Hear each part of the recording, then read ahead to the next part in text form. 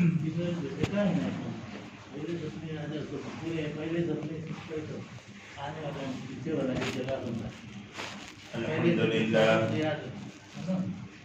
لله نحمده ونستعينه ونستغفره ونؤمن به ونتوكل عليه ونعوذ بالله من شرور أنفسنا ومن سيئات أعمالنا ونعوذ بالله من شرور أنفسنا ومن سيئات أعمالنا ونعوذ بالله من شرور أنفسنا ومن سيئات أعمالنا من يهده الله فلا مضل له ومن يضلل فلا هادي له وأشهد أن لا إله إلا الله وحده لا شريك له وأشهد أن سيدنا وسندنا وشفيعنا ومولانا محمدا عبده ورسوله صلى الله تعالى على خير خلقه سيدنا محمد وآله وأصحابه أجمعين أما بعد فأعوذ بالله من الشيطان الرجيم بسم الله الرحمن الرحيم وإذا رأيتهم تعجبك أجسامهم وإن يقولوا تسمع لقولهم كأنهم خشب مسندة يحسبون كل صيحة عليهم هم العدو فاحذرهم قاتلهم الله أنى يؤفكون وقال رسول الله صلى الله عليه وسلم إن الله لا ينظر إلى صوركم ولا إلى أجسامكم ولكن ينظر إلى قلوبكم وأعمالكم اللهم صل على محمد وعلى آل محمد كما صليت على إبراهيم وعلى آل إبراهيم إنك حميد مجيد اللهم بارك على محمد وعلى آل محمد كما باركت على إبراهيم وعلى آل إبراهيم إنك حميد مجيد رب اشرح لي صدري ويسر لي أمري واحلل عقدة من لساني يفقه قولي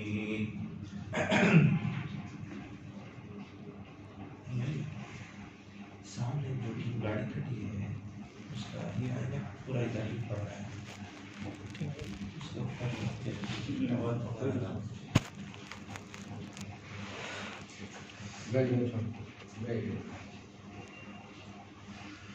معزز سامعین کرام،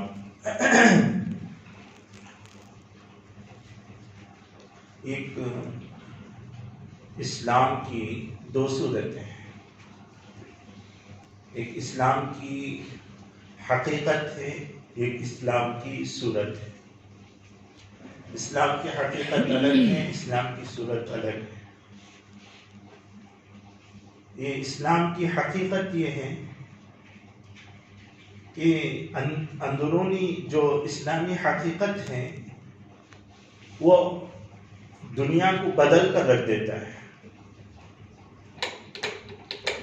اگر اسلامی حقیقت نہیں ہے، صرف صورت اسلام ہے، تو دنیا کو تو بدلتا نہیں، لیکن بار بار ایسا لگتا ہے کہ یہ لوگوں پر ٹکراؤ ہوتی ہے دنیا کی لوگ۔ میں اسے حقیقت اسلام کیا ہے، صورت اسلام کیا ہے، یہ بتانے کے لیے میں حضرات صحابہ کرام رضوان اللہ تعالیٰ علیہم اجمعین کے واقعات سناتا ہوں، ہم کو اچھی طرح سمجھ میں آ جائے گا۔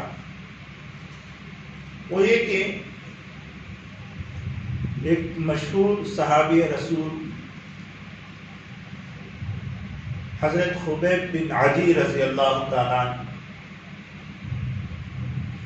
جب ان کو کفار نے گھیر لیا اور ان کو قید کر لیا،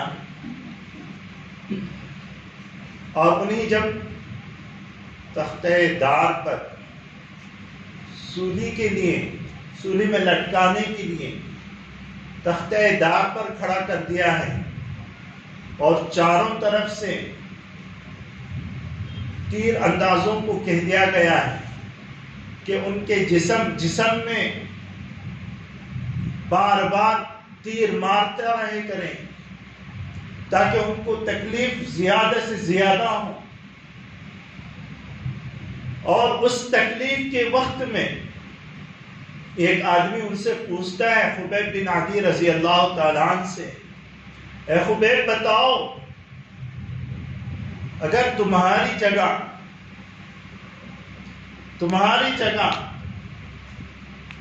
حضرت محمد رسول اللہ صلی اللہ علیہ وسلم ہوتے اور تم اپنی بیوی بچوں کے ساتھ مزے میں ہوتے تو کتنا اچھا ہوتا۔ انہوں نے کہا غلط ہے، آپ کا اندازہ غلط ہے،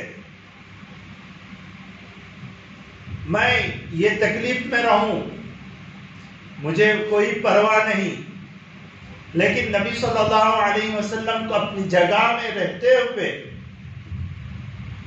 ان کے پاؤں کے تلوے میں کوئی کانٹا چبھے وہ بھی مجھے گوارا نہیں۔ اللہ اکبر، کیسا ایمان تھا ہوگا، اور نبی اکرم صلی اللہ علیہ وسلم کی کیسی محبت ان کے دل میں تھی ہوگی۔ یہ اسے بولتے ہیں حقیقت اسلام، اسلام کی حقیقت ان کے اندر رچ بس گئی تھی۔ حضرت صہیب رومی رضی اللہ تعالیٰ، آپ نے نام سنا ہوگا، روم سے وہ مکے میں آ کر رہا کرتے تھے، مکے شہر میں۔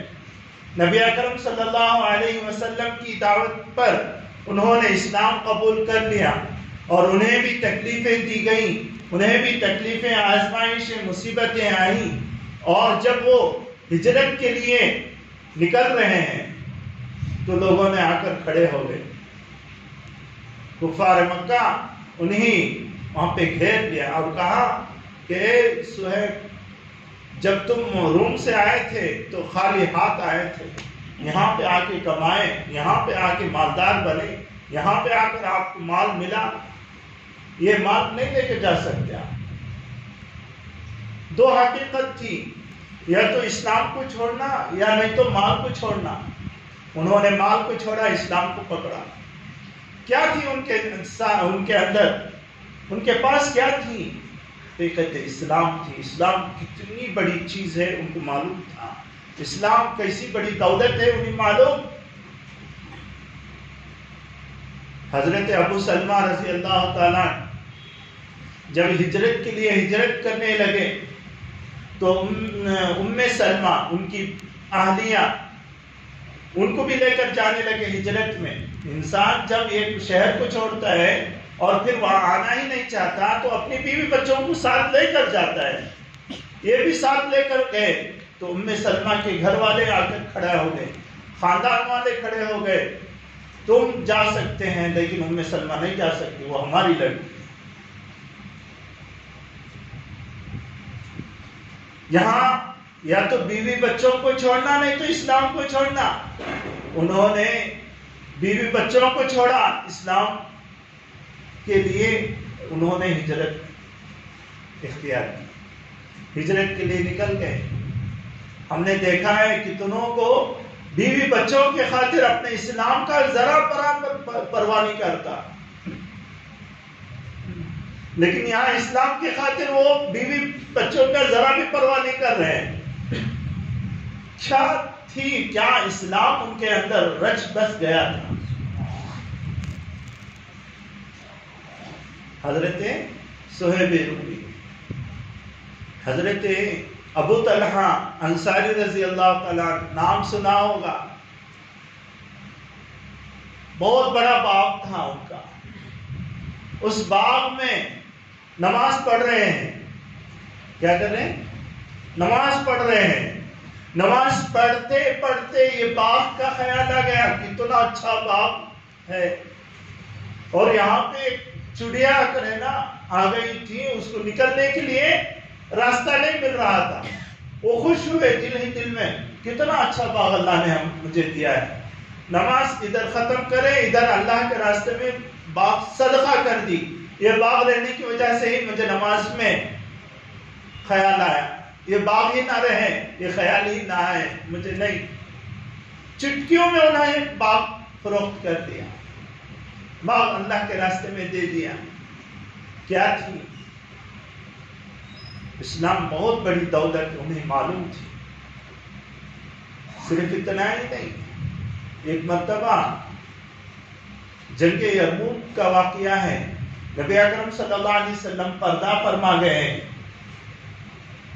حضرت ابو بکر صدیق رضی اللہ تعالیٰ عنہ خلیفۃ المسلمین ہیں، اس وقت میں ایک جنوبی، اس کو یرموک کا نام دیتے ہیں، تو وہاں پہ ہوا یہ مسلمان چند ہزار تھے اور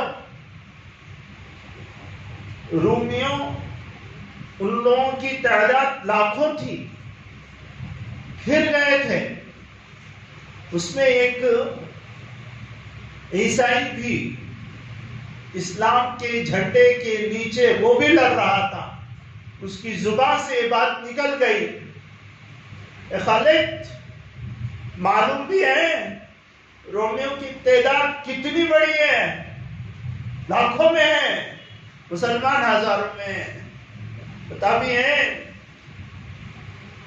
خالد بن ولید وہ سیف اللہ تھے، وہ کیا تھے؟ سیف اللہ تھے، ان کا ایمان کیسا تھا مانو؟ ایک مرتبہ دشمن کے فوج سے ایک آدمی پکڑا گیا، ایک جاسوس پکڑا گیا، اس کے ہاتھ میں ایک چھوٹی سی شیشی تھی، کیا تھی؟ چھوٹی سی شیشی تھی، پکڑا گیا، اسے پوچھا گیا یہ کیا ہے؟ یہ وہ چیز ہے کہ پانی میں اس کو یہ قطرہ بھی ڈال دیا جائے تو سارے لوگ، جتنے لوگ اس کو پیئیں گے استعمال کریں گے، سارے لوگ مر جائیں گے۔ اچھا اتنا زہریلا چیز تمہارے ہاتھ میں؟ دو ہاتھ انہوں نے لیا، حضرت خالد بن ولید رضی اللہ تعالیٰ عنہ نے اس کو ڈھکن کھولا، بسم اللہ کہا، منہ میں رکھ دیا، پورے زہر کی شیشی پی لی اور اس سے کہا دیکھ مجھے کیا ہوتا ہے، بتا مجھے کچھ ہوا؟ ایک دن دو دن انہیں تو حیرت میں پڑ گیا، یہ کون انسان ہے کہ نہیں ہے، ان کو اثر ہی نہیں کرتا ہے۔ ویسا ایمان ان کا، ویسا اسلام بن گیا تھا خالد بن ولید رضی اللہ تعالیٰ عنہ کا۔ انہوں نے اس سے کہا کہ خاموش ہو جا، اگر تیری بس میں ہے کہ تو جا کر ان کو اعلان کرے، جا کے اعلان کر دے اب جتنے لوگ ہیں تمہارے لاکھوں کی تعداد میں اور اتنے ہی لے کر آ جاؤ، پھر بھی میں لڑوں گا، پھر بھی ہم لڑیں گے۔ یہ تھی اسلام کی حقیقت میرے دوستو، یہ تھی اسلام کی حقیقت۔ اور یہ حضرات صحابہ رضی اللہ تعالیٰ عنہ کا قافلہ ایسے ایسے کارنامے انجام دیا ہے، دنیا کے اندر حیرت ہو جاتی ہے۔ اور انہی میں سے ہوتے ہوتے زمانہ گزرتے گزرتے گزرتے ایک ایسا زمانہ آیا کہ دارالعلوم دیوبند جو سرخیل تھے حضرت مولانا قاسم نانوتوی رحمۃ اللہ علیہ، وہ بھی اس میں آئے اور ان کے کارنامے بھی دیکھیں تو ان کے بھی عجیب عجیب حالت ہے، کسی کی کوئی پرواہ نہیں۔ اور ان کے شاگرد حضرت شیخ الہند رحمۃ اللہ علیہ، وہ بھی ساری دنیا کے لیے للکار رہے ہیں۔ ایک بوریا بسترے میں بیٹھ کر پھٹے کپڑوں کو سی کر جو طلباء کو پڑھانے والا شیخ الہند مولانا محمود حسن رحمۃ اللہ علیہ ہے، اس کے پاس نہ حکومت ہے، نہ فوجی ہے، نہ لوگ ہیں، نہ کوئی ان کا سننے والا ہے، وہ ساری دنیا کو للکار رہے ہیں آ جاؤ کون ہے۔ اور ان کے شاگرد حضرت مولانا الیاس صاحب رحمۃ اللہ علیہ، یہ جماعت التبلیغ کے بانی ہیں، ان کے اندر اللہ تعالیٰ نے امت کا درد اتنا بھرا تھا، اتنا بھرا تھا، اور انہوں نے اسلام کے خاطر، امت کی خاطر اتنی قربانیاں پیش کی ہیں کہ ہم سوچتے ہیں کبھی کبھی کہ یہ ہو بھی سکتا کہ نہیں ہو سکتا۔ ایسی ایسی قربانیاں، بہت دور جانے کی ضرورت نہیں، ابھی ایک 50 سال پہلے کا واقعہ میں سناتا ہوں۔ ایک مرتبہ ان کی بیوی جو تھی نا بڑے مالدار گھرانے کی تھی. وہ یہ ایسا کرتے تھے کہ دن کے وقت میں چلے جایا کرتے تھے میوات میں. وہاں پہ جو کھیت ہل چلاتے نا کھیتوں میں، ان سے جا کے کہتے بابا آ جاؤ کلمہ سیکھ لو، آ جاؤ کلمہ سیکھ لو، نمازیں سیکھ لو، مسجدوں سے دور ہو گئے مسجد کے قریب آ جاؤ، مسجد کو آنے جانے والے بنو.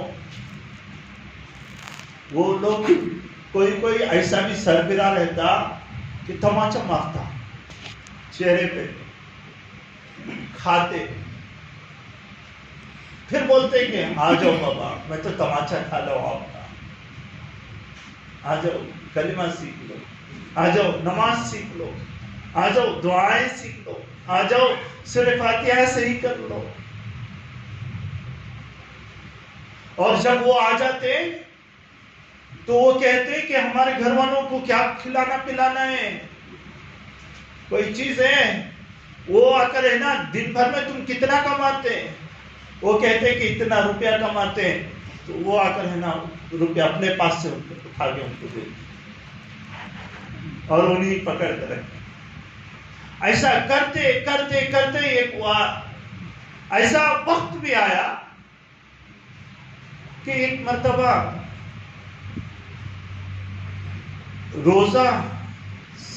روزے کا وقت ہے، روزے کا زمانہ ہے، رمضان المبارک کا مہینہ ہے. سحری کے لیے بیٹھے ہیں، یہ بھی بیٹھے ہیں، اور جو آئے تھے جماعت کے لیے وہ بھی بیٹھے ہیں. لیکن دسترخوان میں رکھا جاتا ہے پانی، اور دسترخوان میں کھانا پینا کچھ بھی نہیں. کیا رکھا جا رہا؟ مطلب وہاں پہ ایک پھل تھا نظام الدین، وہ پھل توڑ کے لا کے رکھا جا رہا ہے، یہ کھا لو، روزہ رکھ لو، قربانی اللہ کے خاطر. سحری کا وقت میں ایسا ہوا، افطاری کے لیے بیٹھے ہیں، افطار میں تو کچھ آ جائے، دیکھا کہ افطار میں بھی بس وہی پانی وہی پھل تھا، دوسرا کچھ نہیں. ایک مرتبہ انہوں نے اپنی بیوی سے کہا خاتون آپ بڑے امیر گھرانے کے لوگ ہیں، اب میں آپ کا سارا زر و زیورات ختم ہو گئے، آپ کے پاس کچھ ہے ہی نہیں اور میرے پاس بھی کچھ نہیں ہے، اب کھاتا پیتا گھرانوں کی ہیں، آپ بتاؤ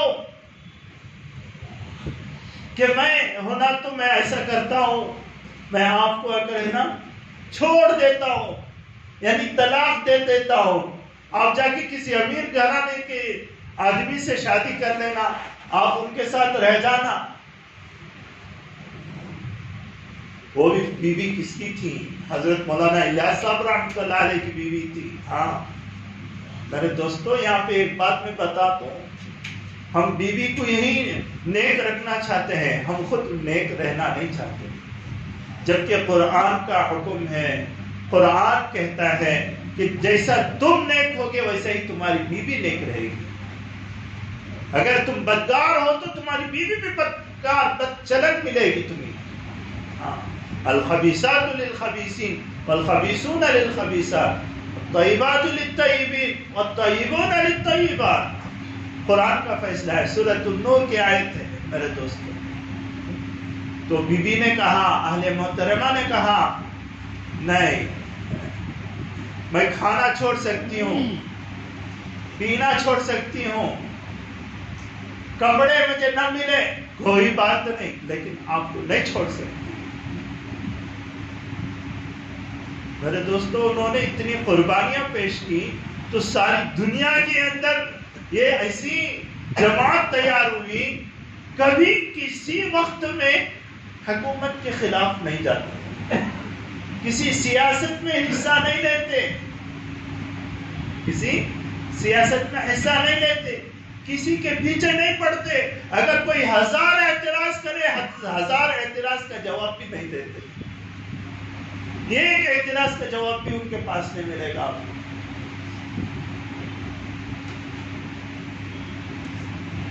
اتنی خاموش جماعت، لیکن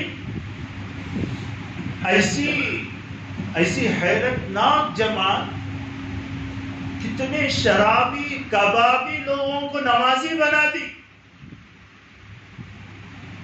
ایسی جماعت کتنے ڈاکوؤں کو کیا بنا دیا؟ اللہ والا بنا دیا. مجھے یہاں پہ ایک واقعہ یاد آ گیا. اس ملک کا واقعہ نہیں ہے، یہ دوسرے ملک کا واقعہ ہے. وہاں کی جو پولیس کے جنرل رہتے نا، جنرل پولیس میں بڑے عہدے پر رہتے نا، انہی ایک آدمی، ایک جماعت کا ساتھی جا کے آواز دی، جنرل صاحب اللہ کے بندے اللہ کے گھر میں آئے ہوئے ہیں، آپ بھی آ جائیے اللہ کی باتیں سننے کے لیے. انہوں نے کہا میں مسلمان ہوں، مجھے مسلمانوں کی بات سنانے آ گئے؟ جاؤ فرانس کو جاؤ، جاؤ یورپ کو جاؤ، امریکہ جاؤ، لندن جاؤ، وہاں جا کے تبلیغ کرو، یہاں کہاں آ گئے؟ پھر بھی وہ کہتے ہیں جنرل صاحب آپ آ جائیے، یہ ایک وقت نماز پڑھ لیجیے ہمارے ساتھ. وہ ماننے کے لیے نہیں، ڈرا دھمکا کے بھیج رہا ہے. یہاں پہ ایک آدمی بیٹھا تھا، انہوں نے کہا مجھے چھوڑیے، میں جاتا ہوں، میں جاتا ہوں. پھر امیر صاحب نے ان کی اجازت دیا، جاؤ جا کے بات کرو. نے کہا جنرل جی آپ کو پتا ہے مارچ کے فلاں مہینے، مارچ کے فلاں تاریخ میں اور فلاں وقت میں فلاں جگہ آپ کو اور آپ کے ساتھیاں جو آپ کے ساتھ تھے، گن مین، کتنے گن مین تھے، گنا رکھے تھے، اور اس میں ایک برقع پوش آدمی سامنے آیا تمہارے، کہا کہ پورے گن نیچے ڈال، تو سارے نے ڈال دیا. اور یہ بھی یاد ہے تمہارے چہرے پہ ایک تھپڑ بھی مارا اس گن مین نے، اس برقع پوش آدمی نے. ہاں یہ بھی صحیح ہے، فلاں وقت میں، ہاں یہ بھی صحیح ہے. جب اس وقت اس نے کہا تھا برقع پوش نے تمہارے جیب میں کیا ہے نکالو، فون نکال دیا گیا، جو تھا سب کچھ نکال دیا گیا، یہاں تک کہ ایک پیسہ بھی نہیں بچا تھا، پورا نکال کر بھیجا تھا. وہ کون تھا معلوم ہے؟ تو یہ جنرل صاحب سوچ رہے ہیں یہ الو کا پٹا، یہ تو بری چیزیں بتا رہا ہے، صحیح بتا رہا ہے، یہ کون آخر یہ ہے کون شخص؟ وہ بتا رہے ہیں، وہ کیا بتا رہے ہیں معلوم؟ جنرل جی وہ ہم تھا، ہم. وہ کون تھا؟ ہم تھا. وہ ہاتھ سر میں رکھ لے، ارے بڑے بڑے گنا اس کو صحیح کرے نہیں، اور پولیس اس کے صحیح راستے پہ نہیں لائے. یہ لوگ 3 دن میں لے جا کے اس کو کیا کر دیا، کیا پلا دیا، کیا کھلا دیا، اور کیسی چیزیں دے دی کہ ہاں جی آ کر ایسا بیٹا ہے. حیران رہ گیا اور وہ آنے کے لیے تیار ہو گیا، اور ساتھ ساتھ میں وہ کہنے لگا، اس کے ساتھ زندگی کرنے کے لیے اس نے کہا اچھا تو ہے وہ، چل بیٹا ابھی پولیس ہم بلاتا ہوں، ابھی فون کرتا ہوں، تجھ کو دیکھ کیسے قید کرتے ہیں. تو انہیں نے کہا جنرل جی تم ادھر سے فون کرے گا، ادھر سے ہم گلا دبا دے گا. یہ تھا جماعت، یہ ڈاکوؤں کو، یہ شرابی کبابیوں کو، یہ جماعت ایسی جماعت کہ ہر کسی کو اگر ہے نا راہ راست پر لے کر آ گئی. ایک بار بہت بڑا اجتماع ہو رہا ہے، اور اس ملک میں ہر جگہ بم پھٹ رہے ہیں. اور ایک جو سپاہی ہوتا ہے وہ آیا بات کرنے کے لیے، وہ جو اجتماع ہو رہا تھا وہاں پہ بات کرنے کے لیے، اور ان کے جو بڑے تھے ان کے پاس گیا اور ان سے بات کرنے لگا. آپ اتنا بڑا اجتماع کرنے والے ہیں، اتنے لاکھ آدمیاں جمع ہونے والے ہیں، یہاں تو بم پھٹ رہے ہیں، کیا ہوگا؟ کتنے لوگ مارے جائیں گے؟ کتنے لوگ؟ معصوم لوگوں کی جانی جائے گی.